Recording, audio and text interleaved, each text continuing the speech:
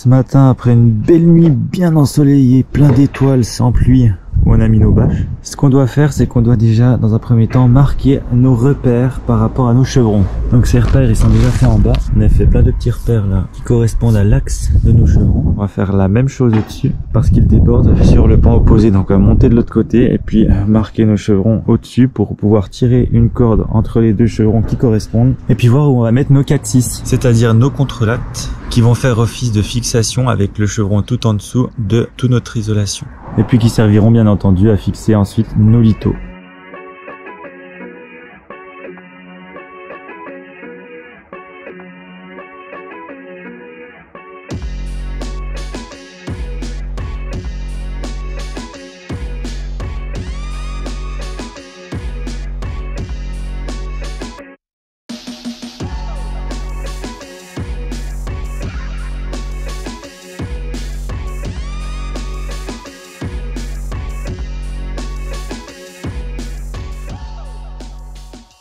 Du coup, on va accrocher un clou à chaque marque et puis tendre jusqu'au dessus pour aller marquer.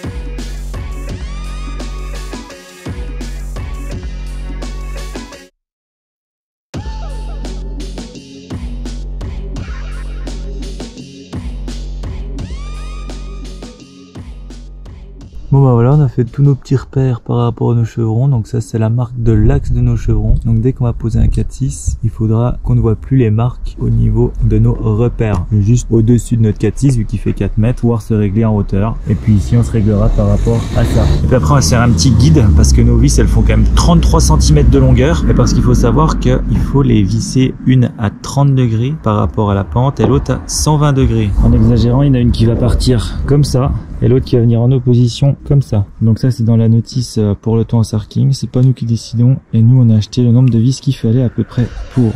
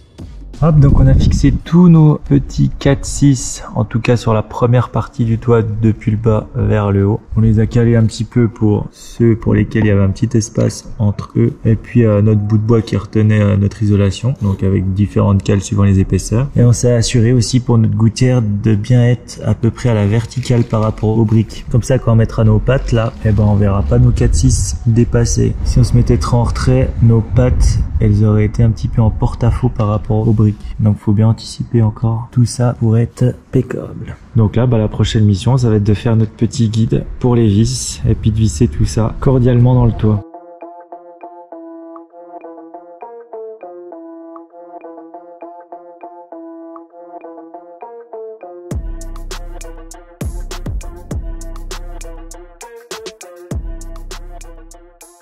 On va juste mettre la place pour un 4-6 pour qu'il puisse coulisser sur le 4-6 et qu'on n'ait pas à bouger une fois qu'il soit posé dessus pour mettre notre vis.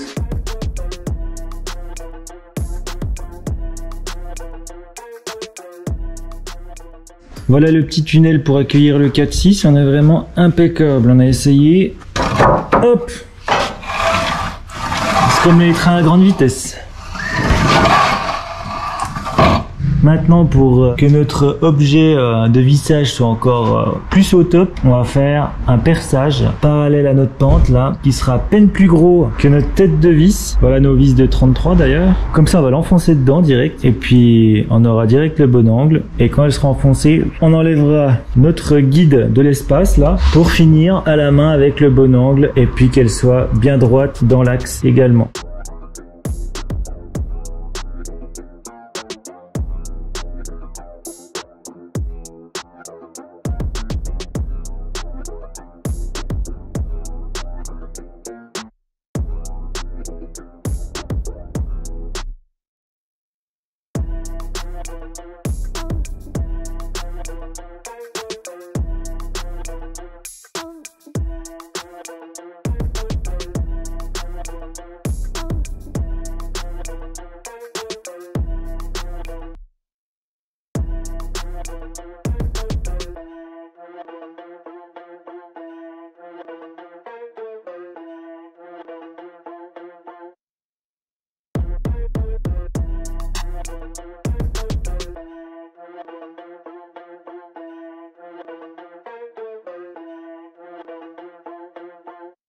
On va en fixer une au-dessus dans l'autre sens, c'est-à-dire comme ça parallèle à la pente. Et puis après on déduira un petit peu ce qu'on va mettre entre.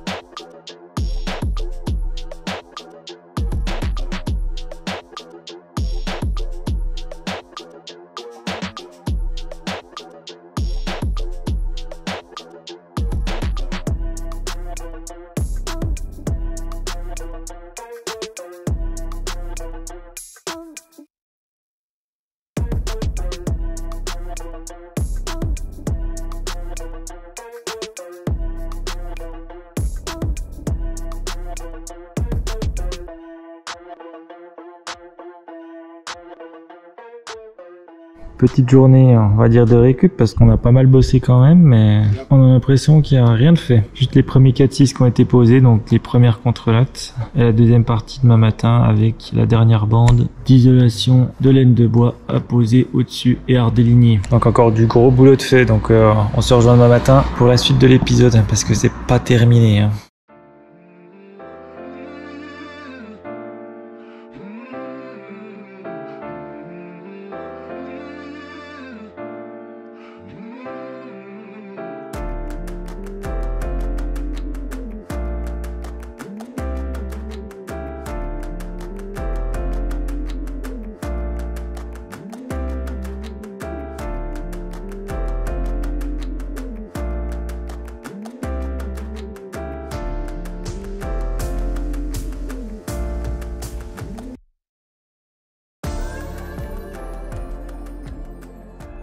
Donc là on va aller mettre nos derniers morceaux de plaques de laine de bois tout au-dessus pour faire la jonction entre les deux avant de mettre nos contrelates de 4-6 dessus, sinon ce sera trop galère après.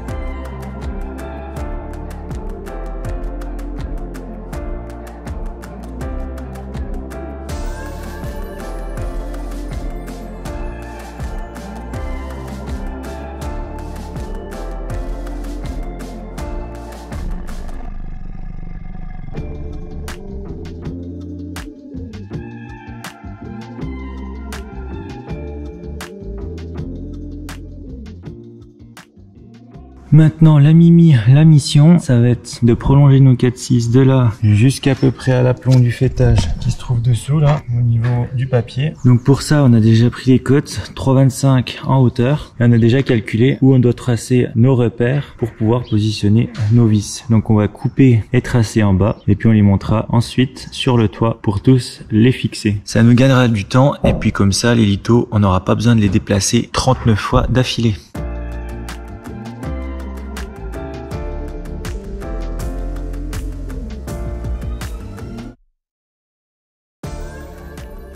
Donc là on a fait tous nos repères par rapport aux vis qu'on va mettre et à chaque fois qu'on a une petite bande là, ça veut dire que notre guide il va venir comme ça ici pour mettre la vis à cet angle et au-dessus il va venir dans l'autre sens. Donc comme ça pour mettre la vis à cet angle là. Ça x3, 3 petits coupes sur le 4-6 et puis le tour sera joué.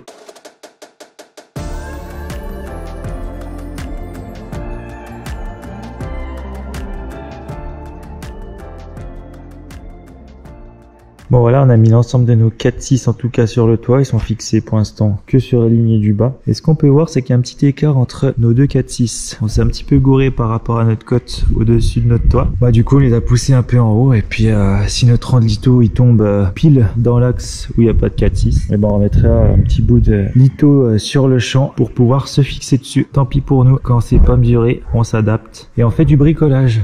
Donc maintenant on va se donner à notre passion fixation vis. Il y a encore 5 rangées de 17 vis à visser.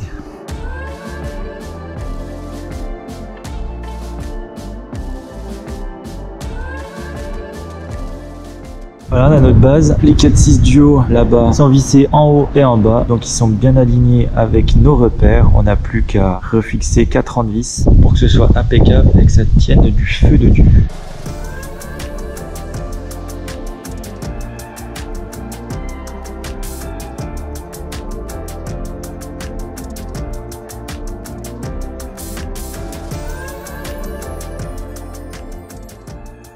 Voilà, toutes nos vis sont mises par couple, donc sur toute la surface comme c'était préconisé dans la notice. Et maintenant ce qu'on va faire, c'est qu'on va passer aux mesures de notre pan de toit là. Donc des mesures pour essayer de faire notre répartition des litos, notre litonnage. Mais avant ça, il va falloir approximativement tracer le faîtage parce que on l'a pas exactement, vu que là on a pris un petit peu de marge sur le haut. Au-dessus, on va devoir passer par l'intérieur pour essayer de voir où arrive le faîtage, tirer une ficelle et puis prendre cette longueur là jusqu'en bas pour savoir combien on a pour mettre nos litos.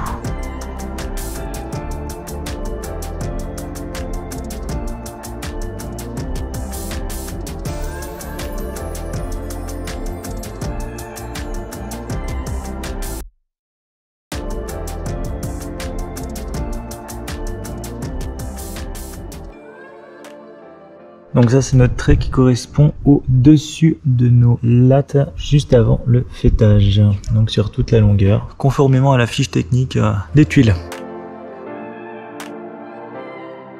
Bon, pour les crochets déjà, il y a une belle pente naturelle par rapport à nos briques. Donc on n'aura même pas besoin de gérer ça par rapport à l'accroche des crochets, parce que quand il n'y a pas de pente, normalement, pour faire de la pente, on accroche un petit peu plus haut les uns que les autres ou un petit peu plus bas pour créer la pente. Là, on les attache tous de la même façon. La pente, elle va où on veut. Maintenant, on va gérer nos litos pour que nos dernières tuiles arrivent dans la goulotte.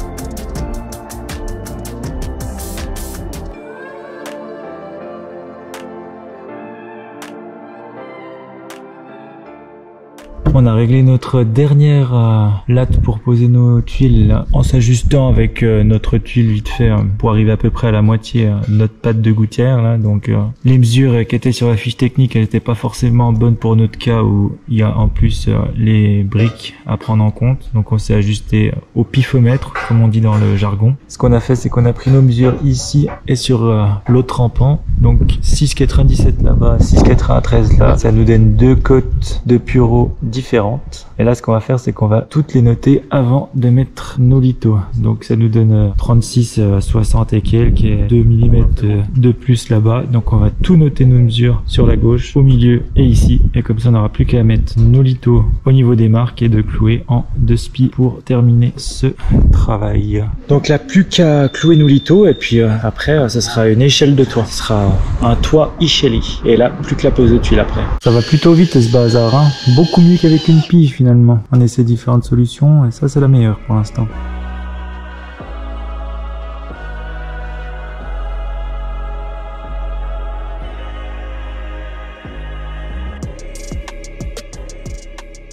Fixer d'abord les deux extrémités, ensuite remonter les creux au milieu par rapport à la règle et puis fixer l'ensemble sur les 4-6.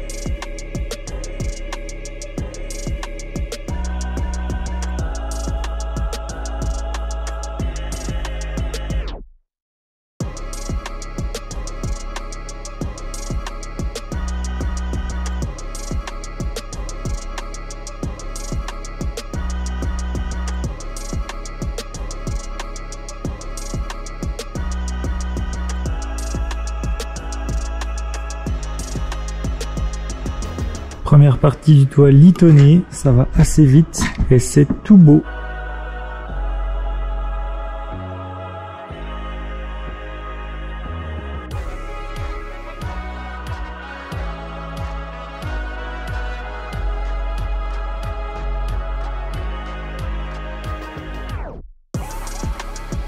C'est parti pour la seconde partie de notre pan.